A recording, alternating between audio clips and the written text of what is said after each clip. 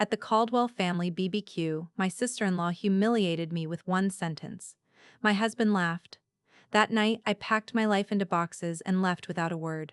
What they didn't expect? I had a plan. And when I reappeared 12 months later, I didn't come to make peace. I came to make them remember. She didn't even leave a seat open for me. I watched from across the street as the wedding party spilled out of the hall like a living Instagram filter. Champagne toasts, floating chiffon, Ashley glowing in her designer gown like she'd swallowed the spotlight whole. My mother's laughter rang out like a knife clinking against glass, clear and sharp.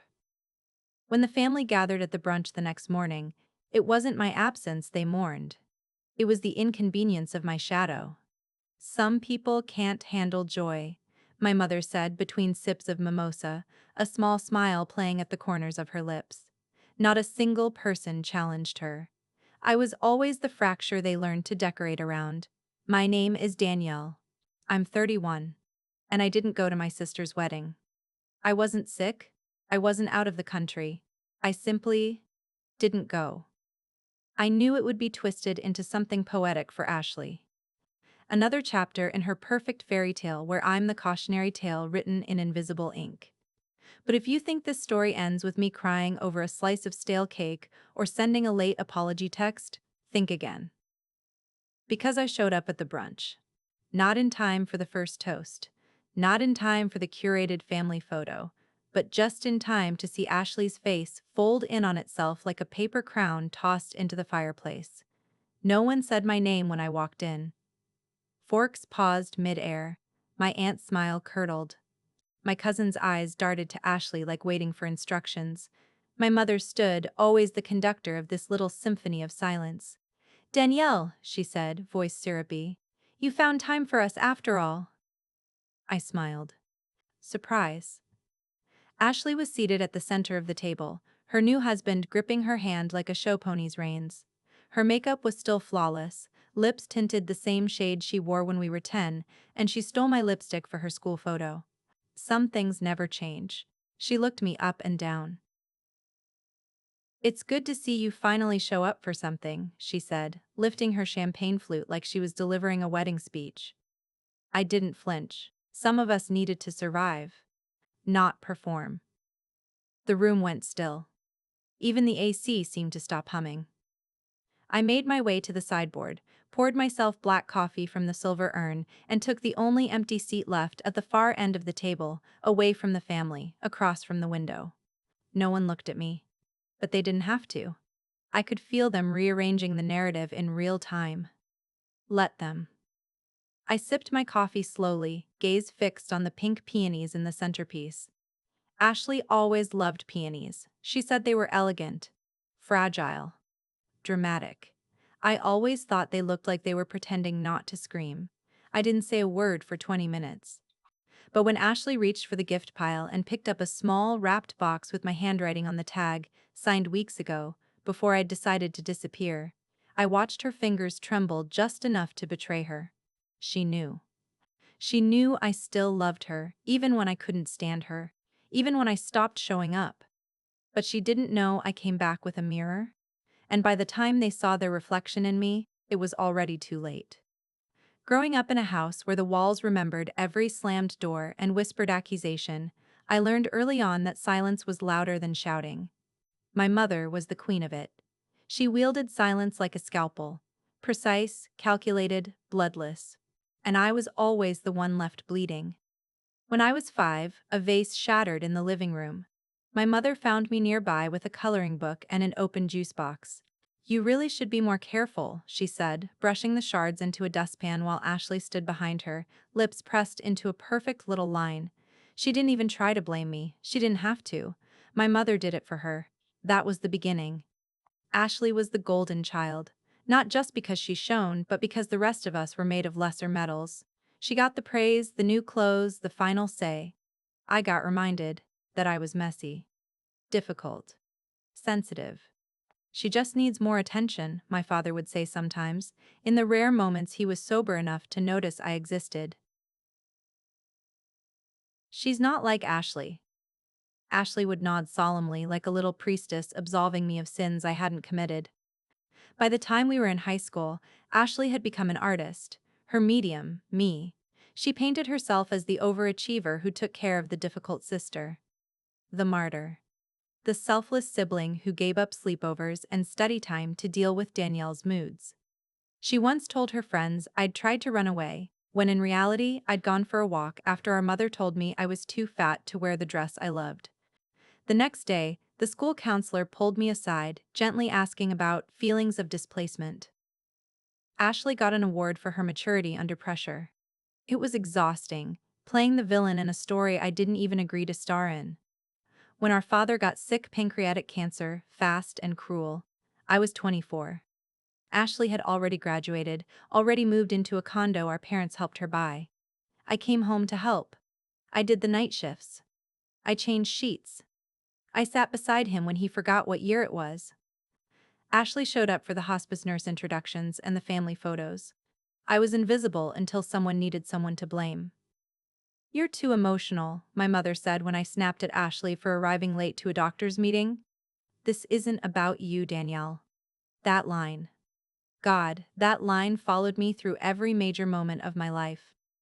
When I flunked out of my first semester because I was struggling with panic attacks, when I broke off an engagement to a man who reminded me too much of my father, when I sent a letter asking for space. This isn't about you. It was always about Ashley. Her weddings. Her job offers. Her clean, untarnished timeline. But I made a scrapbook once, years ago before the fracture fully formed. Photos of us as kids. Finger-painted birthday cards. Notes from camp. I left it on the hall table of my parents' house one Thanksgiving before disappearing for good. It was my offering. My hope. A soft little prayer made of glue and construction paper. They never said a word about it, not until I saw it again. At that brunch. Tucked beneath a stack of old bills and unused party favors in the living room cabinet. Covered in dust, like a memory they were trying to forget. But I remembered everything. The scrapbook wasn't just a collection of memories, it was a plea. I made it during the year I stopped talking to them, not out of spite, out of necessity. My therapist had called it protective distance, my mother called it drama. But for once, I didn't fold under her disapproval. I moved out, stopped calling, stopped explaining myself. Still, part of me ached for the version of family I'd once imagined, somewhere between sitcom reruns and Christmas commercials. So I gathered old photographs, ticket stubs, school drawings. I even found a napkin Ashley had scribbled a heart on in 5th grade and taped it to a page. Every photo I included told a story they never wanted to read. Ashley and me on our bikes, hair tangled, knees bruised. Our birthday parties, mine with cupcakes made from a box mix, hers with fondant swans and gold foil invitations. I wrote little captions beneath each picture, careful, nostalgic ones. I left the final page blank except for a note, for the future. If we ever find our way back. I left it at my parents' house the day after our last fight. It sat there for years, untouched, just like my voice in that house. When I saw it again, something in me cracked. I wasn't sure what I expected, that they'd displayed it? Shared it with Ashley's in-laws? No. But finding it shoved into a dusty cabinet beside expired coupons and tangled ribbon made it painfully clear they had never looked at it, never cared to. And yet, I opened it anyway. Page after page, the ink was faded slightly, but my handwriting remained steady. The edges of some pictures curled with age. Near the back, something caught my eye. A folded piece of paper I didn't remember including. I pulled it out, hands suddenly trembling. It was a letter. Addressed to no one. Written by me.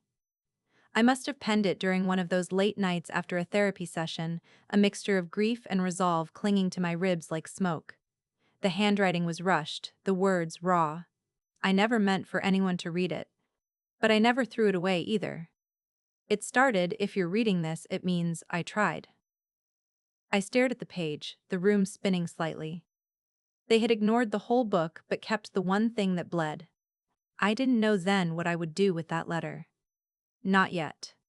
But I folded it carefully, slid it into my coat pocket, and shut the scrapbook with a soft thud. Behind me, laughter bubbled from the brunch table. My mother was retelling the story of Ashley's proposal for the third time. My aunt gasped in all the right places. Ashley giggled modestly, hand fluttering to her chest.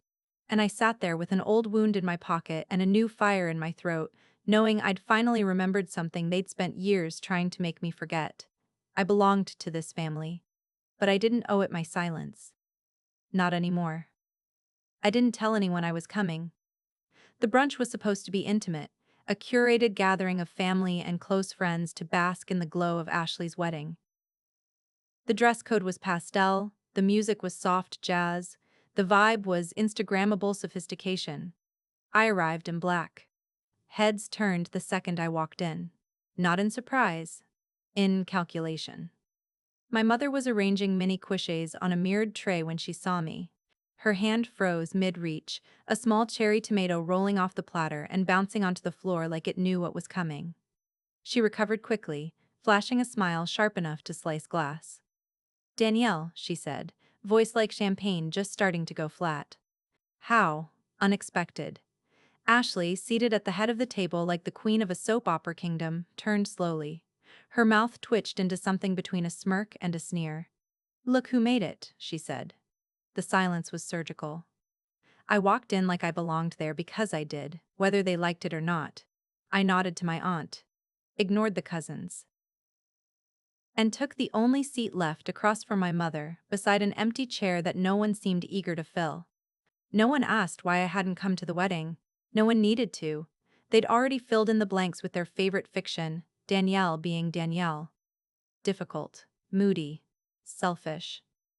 My mother clinked her glass with her fork, calling for a toast. "To love," she said, raising her glass, "and to family who knows how to show up." The edge in her voice was surgical. No one laughed. They didn't have to. The barb landed. Ashley's hand slid into her husband's as if to say, "Look how loved I am. Look how chosen." I sipped my water. "It's good to see you finally show up for something," Ashley said sweetly, like sugar over broken glass. I looked her in the eye. Some of us needed to survive, not perform. A fork clinked awkwardly against a plate. Someone coughed.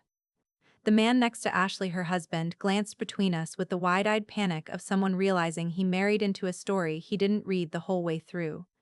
The rest of the brunch unfolded like a play stuck in slow motion.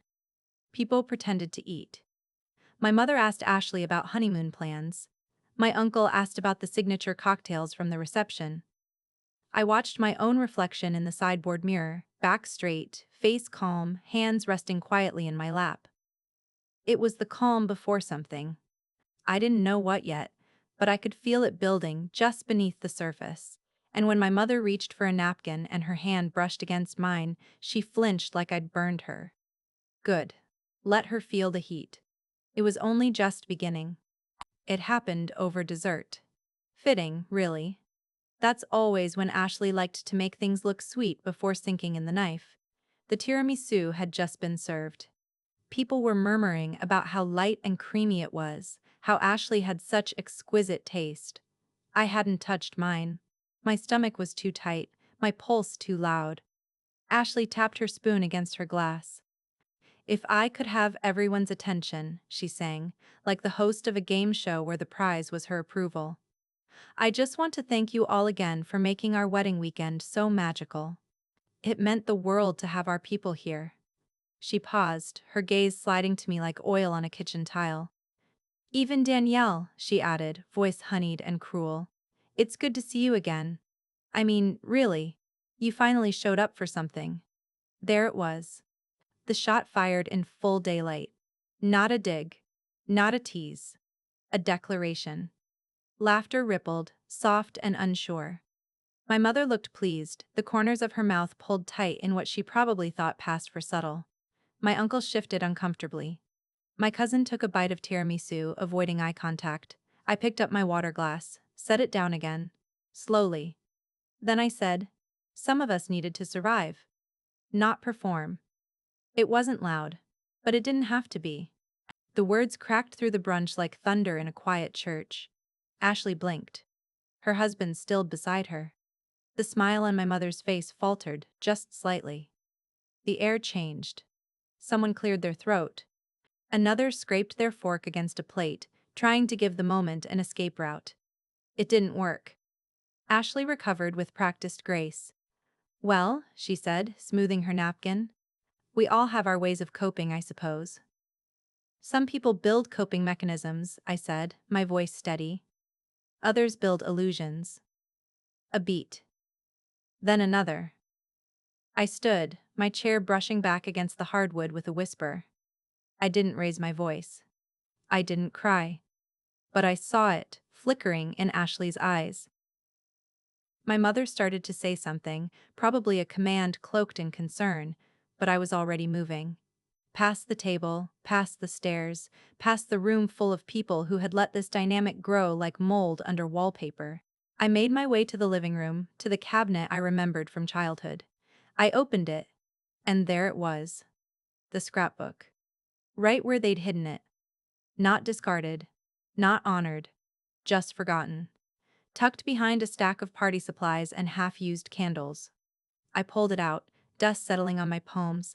I flipped through it like I was reading a version of myself that had tried so hard to believe. At the back, I found the letter, and this time, I didn't leave it behind. I sat with the scrapbook on my lap, that letter burning in my pocket like a second heartbeat. The buzz of brunch floated in from the dining room, punctuated by occasional laughter, too loud, too forced, too late. They were trying to reseal the cracks I'd made. But the silence between them was different now. Brittle. My fingers flipped the pages automatically. I wasn't reading.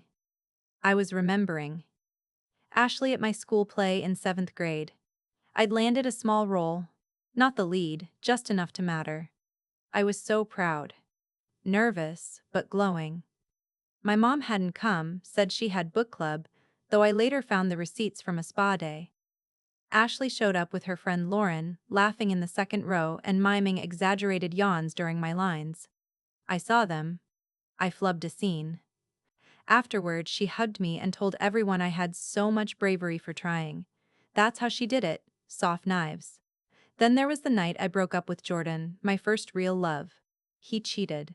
Lied. I cried in the bathroom for hours. Ashley waited outside the door with popcorn and told her parents I was being dramatic about someone I barely knew. Later, she dated him casually for 2 months. Said she didn't mean to hurt me, but they just clicked. And during Dad's illness, when the house smelled like hospital-grade cleaner and grief, Ashley floated in every few days with pre-cut fruit and Pinterest-style optimism. Dad wants positivity, she'd say when I tried to talk about his prognosis. I was there when he woke up at 3 a.m., confused and cold. I changed the linens when he soiled them.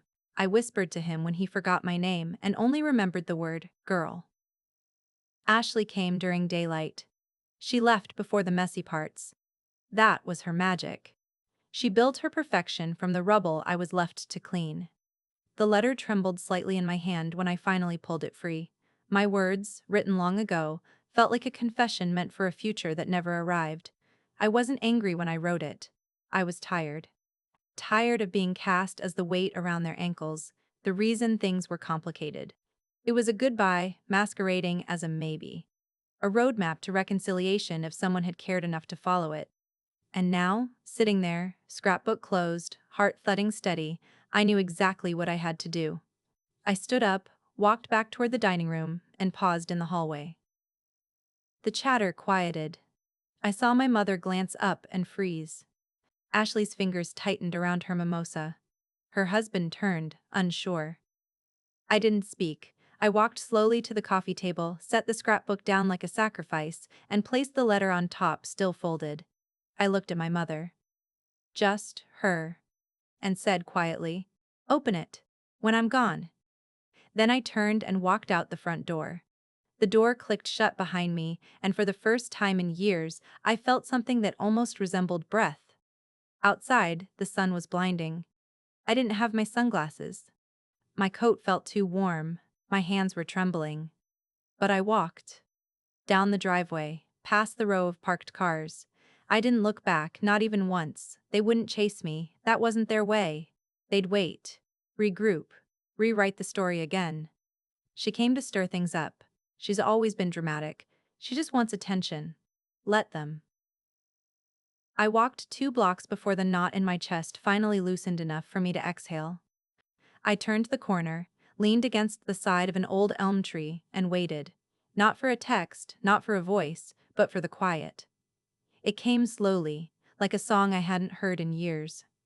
And then, just beneath the wind, a ripple something shifting behind the closed walls of that house. I imagined it unfolding in real time. My mother, eyes narrowed, lifting the letter like it was radioactive.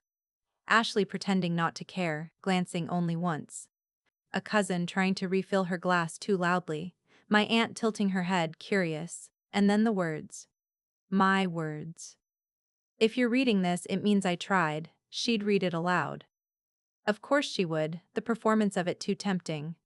A chance to paint me fragile, delusional. But the truth would pour out anyway.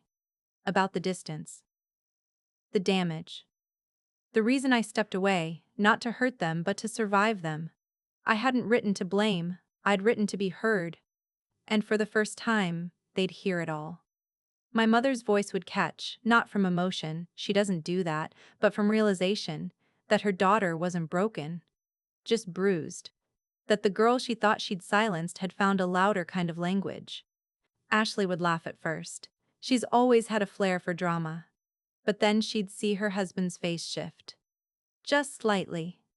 The first chip in the mirror she built. Other voices would fade. Forks would still. Someone would ask, did she really write this back then? And someone else would say, she tried to give that to you? And the silence after would speak louder than anything.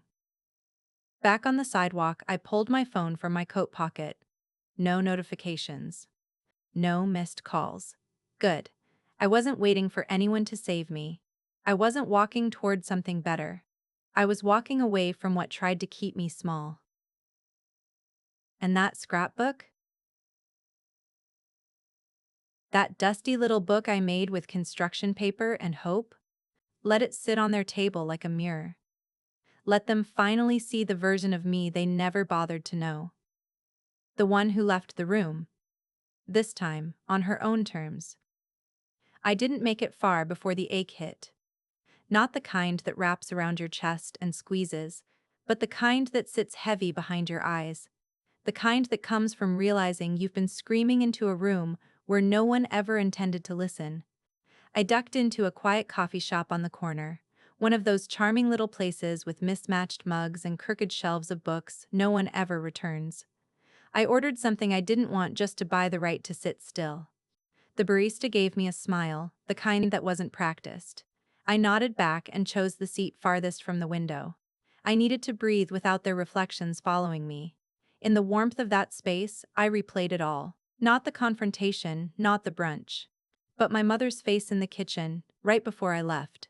She'd followed me in there during a lull, pretending to need more coffee, her heels clicking like accusations across the tile. You always make things about you, she said quietly, venom wrapped in concern. That's why Ashley's life works, she doesn't wallow. I didn't respond at first. I just watched her stir sugar into her cup, though she'd long since stopped taking it that way. She performs, I said finally. I heal. She set the spoon down too hard. A sharp clink echoed around us. You think you're the only one who's ever felt left out? She asked. We all have our burdens. Ashley just never let hers turn her into a victim. Victim. That word always fit me like a sentence. One they assigned and never questioned. I could have screamed. I could have listed every bruise they never saw, every time I swallowed my feelings like glass just to keep the peace. But I didn't. Instead, I whispered. I wasn't wallowing. I was healing. Her mouth opened, maybe to argue, maybe to scoff, but I didn't stay long enough to find out. Back in the coffee shop, I finally took a sip of whatever was in my mug. Something herbal. Bitter. It didn't matter. What mattered was this. I hadn't exploded. I hadn't wept or begged or apologized. I had said my piece. And I had left. That was the victory. The letter would still be in her hands now. Maybe she'd already read it.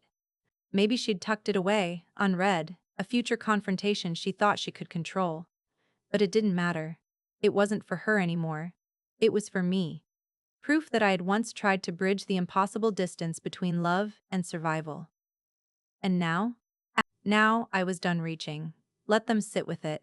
Let them spin their stories and close ranks. I was done asking to be invited back into a room that had no seat for me. I didn't need their brunch, I needed my breath.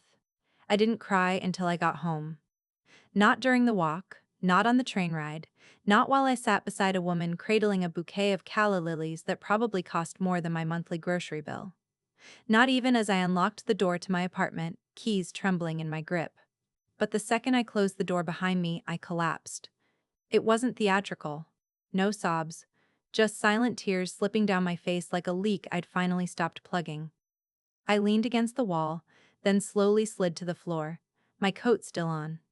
My shoes still wet from the sidewalk. The weight of that brunch of years really pressed down like I'd carried someone else's bags for too long. I should have felt proud, triumphant even. Instead, I just felt emptied. I had gone in armed with truth. I had walked out with dignity. And still, all I could hear was my mother's voice. You always make things about you. God. How many times had she said that? How many variations had she whispered over the years? It was practically a lullaby. One that rocked me into shame every time I tried to stand up for myself. I pushed off the floor eventually, went to the coffee table, opened the drawer where I'd kept a single copy of the scrapbook's final page, the one I never glued in. It read, "You can love people and still choose peace. You can love people and still walk away." I traced the words with my finger. Then I picked up the torn page I'd found inside the book before leaving. I hadn't even remembered it was missing until I saw the ripped edge. Clean, deliberate, like someone had decided that piece didn't belong anymore. It was a photo of Ashley and me in matching swimsuits, our arms wrapped around each other, sunburned and laughing. The back read, in my handwriting, "Before we learned how to perform." I stared at it. Then I folded it once, then again, until it was small enough to disappear in my palm. I walked to the balcony. The sky was bruised, that purplish haze between sunset and surrender. I stood there for a moment, letting the wind lift my hair, cool my face. Then I opened my hand and let the folded photo fall. It fluttered down like a paper bird, then vanished. And with it, something inside me unclenched. They could keep the scrapbook. The letter. The brunch. I wasn't trying to fix it anymore. I was just trying to live. She opened it.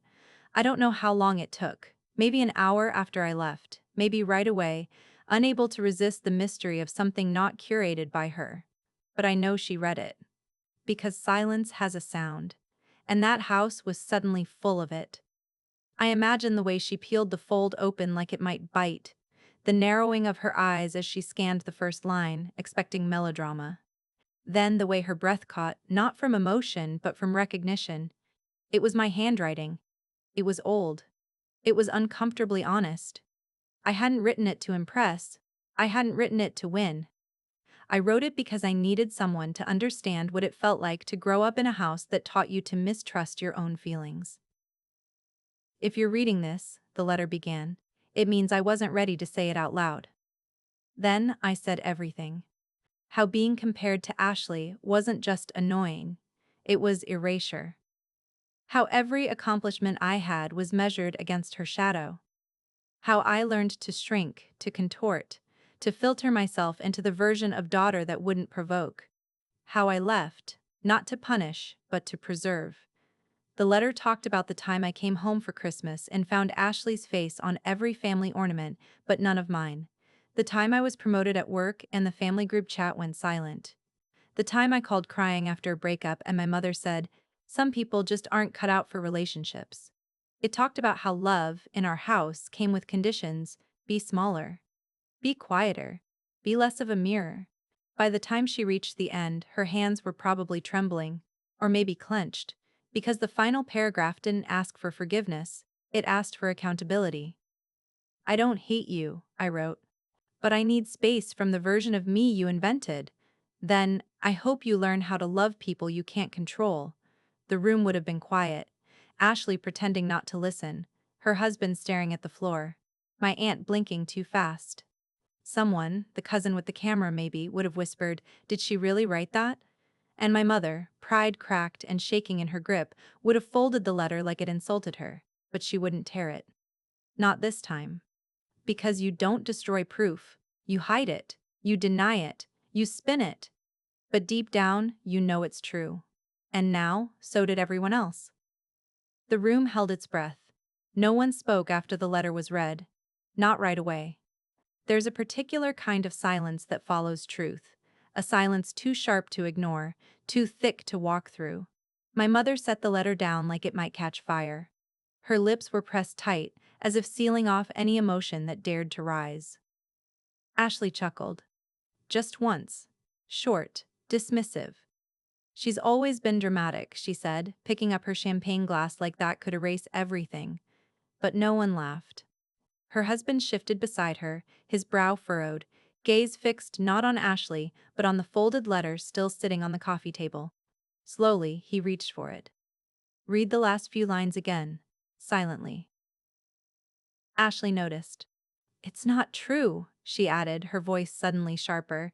She always twists things to make herself the victim. You all know that. But no one jumped in. Not Aunt Melissa, who'd always been Ashley's loudest cheerleader. Not Cousin Eric, who once told me I brought the mood down every holiday. Even my mother sat back, eyes narrowed, not at the letter, but at Ashley. Ashley kept talking. Rambling, now. Something about how I always overreacted. How I'd chosen to be miserable. How I wanted a reason to cut everyone off. But her words started to sound hollow. Like someone reciting lines from a script that no longer fit the scene. One of my uncles cleared his throat. Well, he said. That was a lot. Another silence. Then Ashley's husband looked at her, really looked, and said, Is it true? The question landed like a slap. Ashley blinked. Is what true? Did she make that scrapbook? Years ago? Did she try? Ashley's face twisted for a moment, caught between deflection and defense. I don't remember, she said.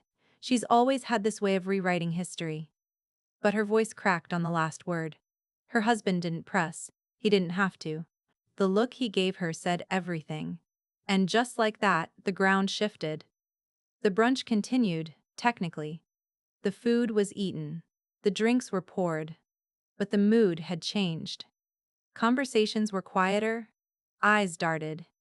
Glances were exchanged that said, maybe there's more to this than we thought. Ashley still smiled, still posed for photos. But her posture was different now. Tighter. Smaller. Because the thing she never expected had happened. The room didn't believe her by default anymore. It was my father who finally spoke. I wasn't there to see it. But I heard about it later, through a shaky voicemail from my cousin and a text message that simply read, You broke something open. He hadn't said a word through the letter. Not when Ashley made her usual excuses, not when my mother tried to redirect the conversation back to safer ground. He just sat there, quiet, watching, listening. And then, when the noise started to creep back in, Ashley insisting, my mother fuming, relatives shifting uncomfortably, he cleared his throat. Everyone turned. You both deserved better, he said, voice steady but soft. But Ashley, a pause. Just long enough to sting. You made yourself golden by making her rust. The room fell into stunned silence. Ashley stared at him like she didn't understand the language. What? She whispered, as if maybe she hadn't heard him right. He didn't repeat it. He didn't raise his voice. He didn't have to. Because it wasn't just the words, it was the weight behind them. The years he'd watched in silence. The years he'd let my mother narrate over me. The years he'd smiled politely while Ashley handed out versions of me that suited the story they wanted to believe. And now, finally, he was saying it out loud. She didn't rise by being good. She rose by making sure I stayed broken. I imagine my mother stiffened beside him, probably tried to put a hand on his arm, maybe even whisper something sharp and urgent in his ear. He would have brushed it off. Not cruelly, just, finally done. Ashley didn't respond. Not really. What could she say? The room had shifted. The story was no longer hers to direct. And me? I was halfway across the city, staring out my window, watching the late afternoon light stretch across rooftops. I hadn't checked my phone in hours. I didn't want to. But when I finally did, I saw his name. A text. No emojis. No flourishes. Just 3 words. I heard everything. Then, a second message. I'm sorry. I read it once. Twice. Then let the phone rest in my lap. He had spoken. Not to rescue me. Not to fix it. But to finally say what no one else would. He saw me. And that, after all these years, felt like more than enough. She found me outside, right where she always does, when the performance ends and the crowd thins out. I was sitting on the front steps of a stranger's house down the block, one of those quiet homes with flower beds and wind chimes, the kind of place where families say things like, I love you, without it sounding like a transaction. I heard her before I saw her. Heels clacking against the pavement, breath tight, a rehearsed apology curled behind her lips like a cigarette she didn't know how to light. Danielle, Ashley called, her voice thinner now. I didn't answer. She stood in front of me, arms folded. Her makeup was still intact, but her expression was raw, like someone who just realized the stage lights weren't coming back on. I didn't know he'd say that, she whispered. I looked up slowly. Does that change what he said?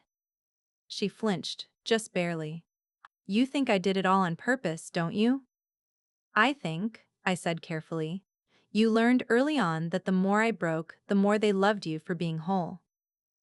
Ashley sat beside me without asking, our shoulders just far enough apart to prove we weren't there for comfort.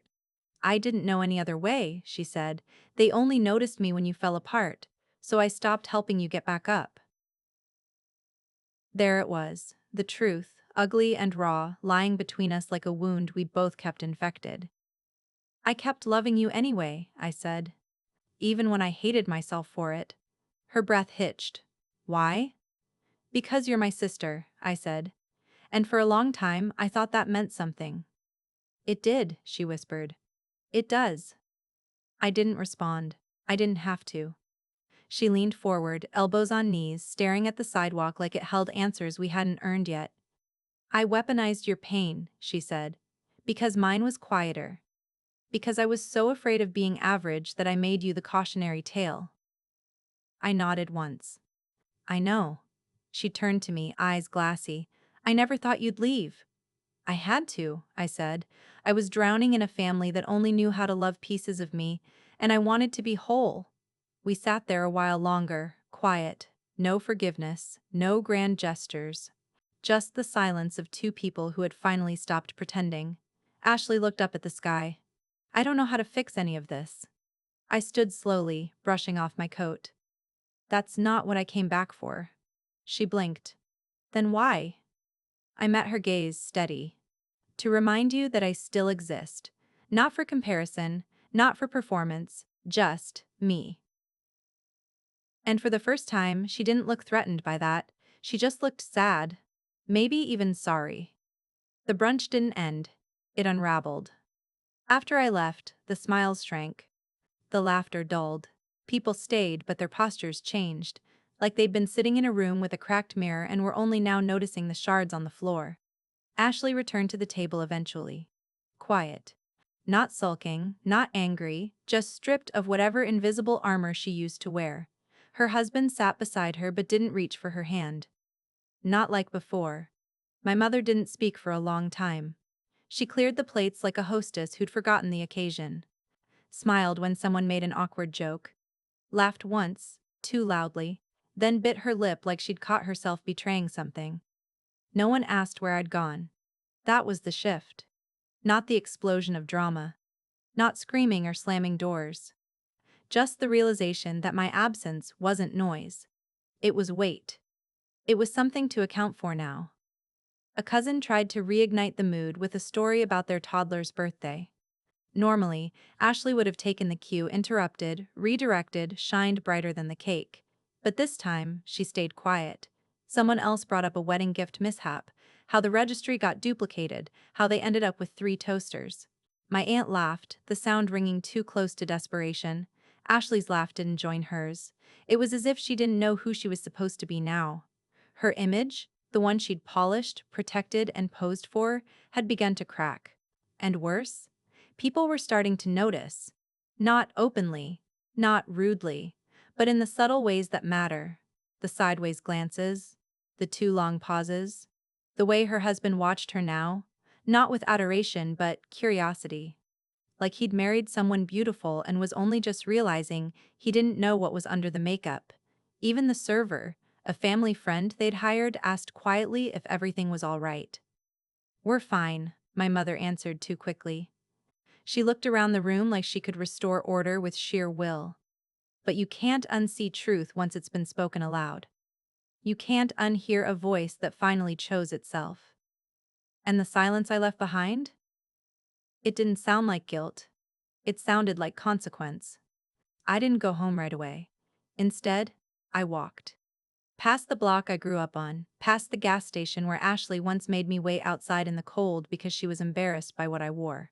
Past the corner store where our father used to buy us ice cream after school, back when we still knew how to laugh around each other. I ended up at the creek. It was mostly dry this time of year, more a thread of water than a stream. But the same rocks were there. The same rusted bench. I used to come here when I was 13, 14, trying to find a place where no one needed me to be a villain or a mirror or a lesson. I pulled the folded scrapbook page from my coat pocket, the one that had been torn, crinkled, forgotten. The picture was still intact. Me and Ashley sitting in the sun, knees scraped, faces flushed, holding sticks like magic wands. There was dirt on our cheeks and something wild in our grins.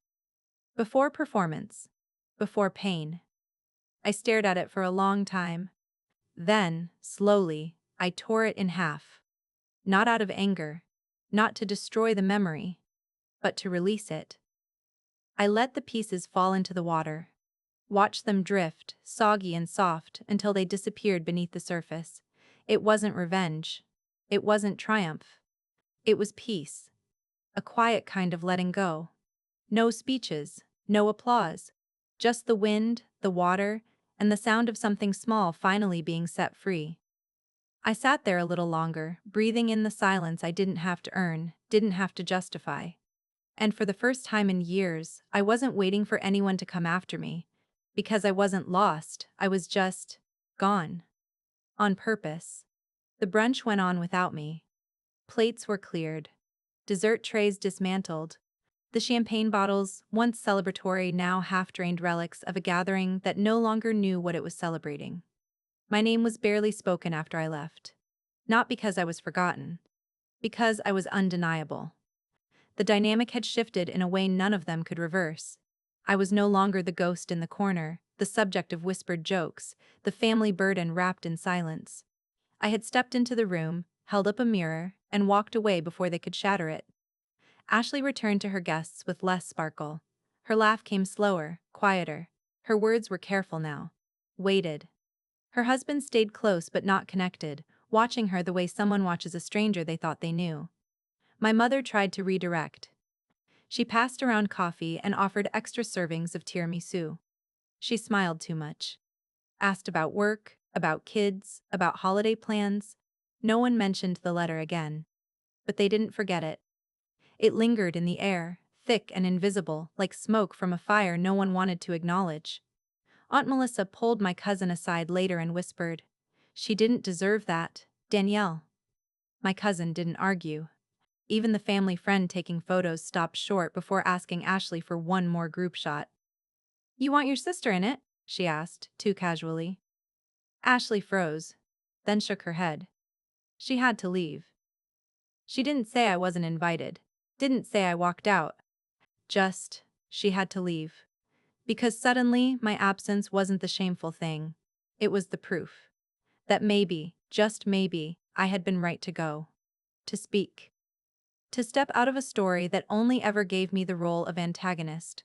And while they sipped coffee and shifted in their chairs and looked at the empty space where I'd been, I was nowhere near them. And yet, more present than I'd ever been. It was almost midnight when the knock came. I wasn't expecting anyone. I hadn't told anyone where I went after the brunch. I figured they'd all pretend I'd never been there. That was the usual pattern erase, the part that doesn't fit the narrative. But when I opened the door, Ashley was standing there. No makeup, no husband, Just her, in sweatpants and a hoodie that looked 3 sizes too big. She held up a takeout bag. Chinese. The kind we used to share during late-night study sessions in high school before everything broke. No speeches, she said softly. I just, I just want to know who you are, without me trying to beat you. I stared at her for a long moment, not out of suspicion, just shock. The kind of disbelief that comes from watching someone you thought was permanently scripted suddenly go off book. She looked tired. Not performatively so. Not fragile in a way that gets sympathy. Just human. I stepped aside. She walked in slowly, like someone entering a sacred space, set the bag on the counter, didn't comment on the decor, didn't fill the silence with apologies or explanations. We ate in near quiet. The occasional clink of chopsticks. The rustle of paper cartons. No small talk. No tension either. At one point, she looked up and said, I thought they only loved me because I was everything you weren't. I nodded. They only loved me when I was nothing. We didn't hug. We didn't cry. But we sat at the same table, for the first time in years, without armor. And that felt like a beginning neither of us had the words for. The package arrived 2 weeks later. No return address, but I knew it was her. Inside, wrapped in plain brown paper and tissue, was a brand new scrapbook. Untouched. Pristine. No stickers, no captions, no photos. Just a single note on the first page. This time, we start clean. If you want to. The handwriting was unmistakably Ashley's. Neat but a little shaky, like it had been rewritten a few times before making it into the book. I sat on my couch for a long while, fingers resting on the page, the weight of it sinking into my chest. Not an apology, not a rewrite, just space. An invitation. For years, every gesture between us had been layered in resentment, or one-upmanship, or some unspoken need to win. But this was something else. A white flag, soft and hesitant. No guarantees, no performances, just a possibility. I didn't cry. I didn't smile either. But I felt something shift, something quiet and heavy and honest. I closed the book gently, like I was afraid of waking a sleeping animal. Across the room, sunlight filtered through the window, catching dust in the air, little flecks of the past floating in the light. Maybe we wouldn't fill the pages. Maybe we'd mess it up again. But for the first time, we weren't starting from wounds. We were starting from nothing. And that finally felt like enough.